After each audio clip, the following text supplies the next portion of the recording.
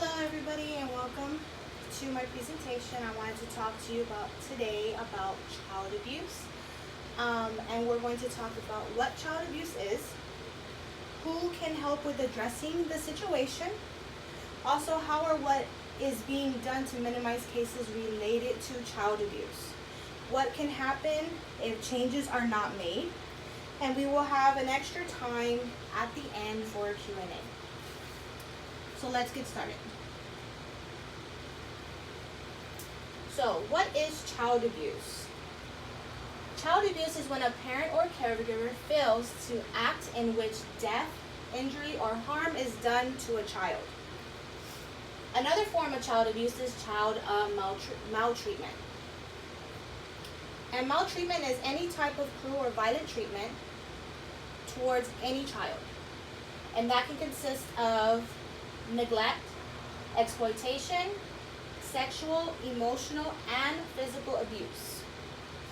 When it comes to exploitation, that is mainly referring to the using of a child for profit, labor, sexual gains for financial advantage, and that usually has to do with human trafficking.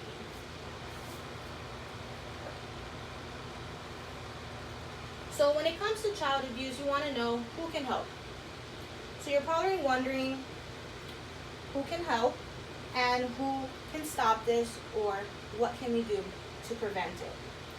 So one of the main things is the Texas Department of Family and Protective Services, and they're basically here to protect children and families in the event of child abuse or neglect. Now they do that by providing services to the children and their families, placing children in foster care, and providing services to help the youth in foster care and to transition them to adulthood as well. And they also help children get adopted. So now you're asking, what is next? As a CPS investigator, you will go out and examine a report that comes through the intake line. And so what usually happens is, when a report of child abuse happens, and whoever is making the call will call the intake line, and they will make a report, and the CPS investigator is issued that report, and they go ahead and go over it and see what's going on. During the process of investigation, interviews with the child are done, maybe videotaped or not videotaped. It depends on the situation. Interviews occur in a child's home, school, or reasonable place, wherever it is applicable for the child. Discusses the CPS investigator also discusses reports to get explanations of any injuries, and they go over safety and risk with whoever is involved in the situation, whether it's the parents, grandparents, aunts, uncles, and also the child. Criminal histories are also conducted along with medical, psychological, and psychiatric records and examinations. So during this process, not only is criminal records being brought up, but also the other medical records, just to see more or less the history and the background of the individuals involved in the case. And visits of the home are a must. So when the CPS investigator is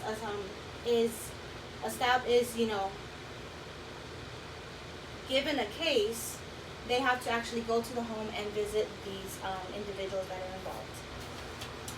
During the process, services will be provided or recommended to show effort for change. So they have to go through a series of services, or they are provided services so that way they're able to, in the event if there is a removal or if there's unsafe situations at home, they are able to get their kids back. Investigations can last up to 30 days after a ruling or deposition is determined, and those are usually called reason to believe, and that is abuse or neglect occurred during to a preponderance of evidence.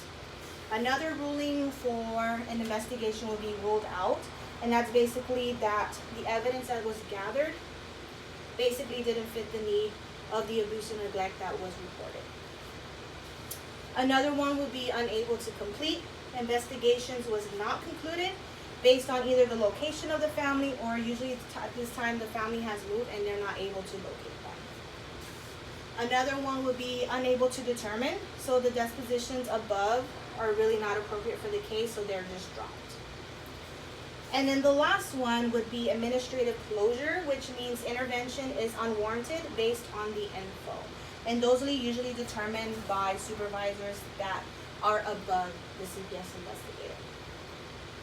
Now, if the investigation concludes unsafe measures, cases will always be referred to family-based safety services, which is the next slide we're going to talk about. So, family-based safety services, which is also known as FBSS. And so, you're probably wondering, what do they do after the investigators are out of the picture and the case is referred to them? So basically, this department or this unit is established to maintain the safety of the children in their home or with a responsible party. This is to strengthen the abilities for families and children in order to reduce threats of safety. Let's go on to the next one. So now, when a family is placed into family-based safety services, parents are expected to partake in the services. So, this is done after a FSNA is done, in which FSNA is basically an assessment of questions that an FBSS caseworker will do with the family in their home, and it basically covers it's kind of like a social study. It goes over income, it goes over, where they live, what kind of job they have, what kind of services they already get from the state, which can include TANF, Medicaid, food stamps, disability, WIC, all of that stuff. And it goes over all their expenses for the month as well. During this assessment, there are different things that are in here that would help the CPS investigator kind of gather some services based on their assessment. And so I'm just going to go over some of the questions that they might possibly ask. And this is, like I said, it's all based on the information that is provided to the CPS worker, so that way they are able to, assist the family in the most possible way as possible. So let's just go over some of the questions that they ask. So one of them would be coping skills and mental health. So what stresses you out? So they would ask them that question, and they would go ahead and retrieve the answer from them. And like I said, this is all information that is just given to them by the CPS investigator. From the parent to the CPS investigator. And so they would just jot it down and go on with the next questions. Now this question has to deal with substance abuse. And so it says, when was the last time that you used any substances? So this will determine what kind of services that are provided to the parents that are involved in the case. And so those services, depending on the assessment, like I said, can be family counseling, crisis intervention, substance abuse treatment, domestic violence intervention, and or daycare. Because during this process, a lot of the families don't have support from family members or any type of friend. So of course they would need daycare in order to go to these services, so that way they can get, this CPS case resolved and go on with their life from this point. Now, once cases are placed in FBSS, the time frame usually varies. It can be as low as 30 days, or it can be up to 2 years. It's just depending on the severity of the case. Now, we want to know, how is FBSS addressing child abuse, right? That is the main question that we're wondering. And so the only way that can be done is with the fidelity that parents have. Basically they have to trust you as a caseworker. That you also have to develop that relationship that you are here for them. And most of the times parents fear that CPS is going to take their kids away. That is their main focus. CPS gets involved. They don't want their kids to be taken away.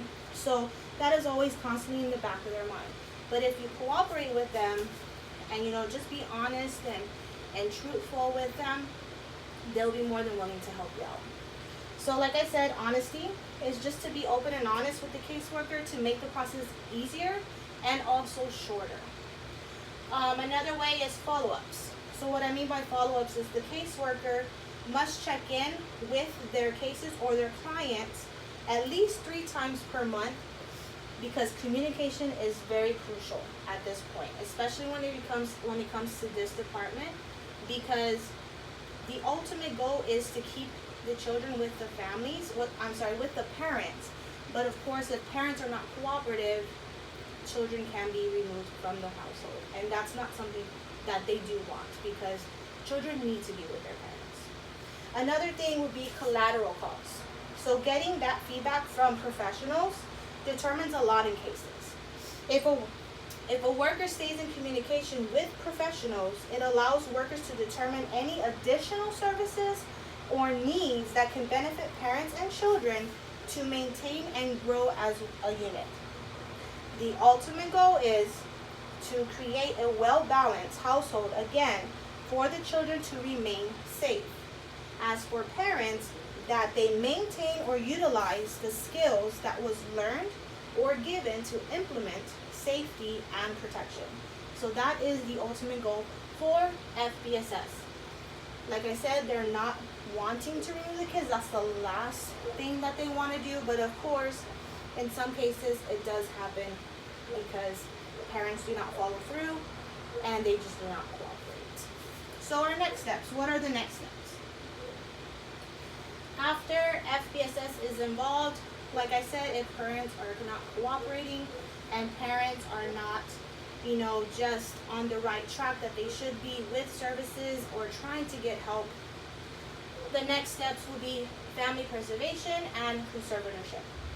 So family preservation is recommended in which children are placed with family, and that's basically that the family takes over the children. Parents still have rights, but it's kind of like a 50-50 custody kind of issue. Parents are still involved, but the family has, the custodial portion, the residents, they live there, and, parents have to abide by visitation and all of that stuff for them.